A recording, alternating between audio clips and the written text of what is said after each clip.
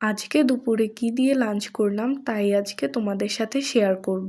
তো আজকের দুপুরে খাবার ছিল চিকেন বিরিয়ানি, যেটা ছিল বাহির থেকে আনা। আর আমার কাছে এই বিরিয়ানিগুলো অনেক বেশি মজা লাগে। এই বিরিয়ানিগুলোর প্রাইসও বেশ রিজনেবল হয় এবং প্রাইস অনুযায়ী মাংসের কোয়ান্টিটি এবং রাইসের কোয়ান্টিটিও বেশ ভালো থাকে। এই বিরিয়ানিগুলো আমি প্রায়ই খাই। আমার কাছে গরুর বিরিয়ানিটা থেকে মুরগির বিরিয়ানিটা বেশি ভালো লাগে। আর অ্যাজ অলওয়েজ লেবু তো আমার পাতে থাকতেই হবে। লেবু আর কাঁচামরিচ ছাড়া পুরো বিরিয়ানিটাই যেন অসম্পূর্ণ অসম্পূর্ণ মনে হয়। বিরিয়ানিটা অনেক ঝরঝরা ছিল, তাই আমার খেতে খুব ভালো লাগছিল। বেশি তেলে বিরিয়ানি আমার আবার খেতে ভালো লাগে না।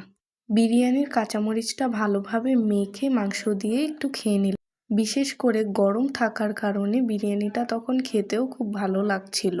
বিরিয়ানির মাংসগুলোও খুব নরম হয়েছিল এবং ওয়েল কুকড হয়েছিল, যার কারণে খেতেও খুব ভালো লাগছিল। বিরিয়ানিটা অনেক লাইট ওয়েট ছিল। আপনাদের কার কার আমার মতো বাইরের এসব বিরিয়ানি খুব ভালো লাগে অবশ্যই কমেন্ট করে জানাবেন। And that is it for today. Bye bye.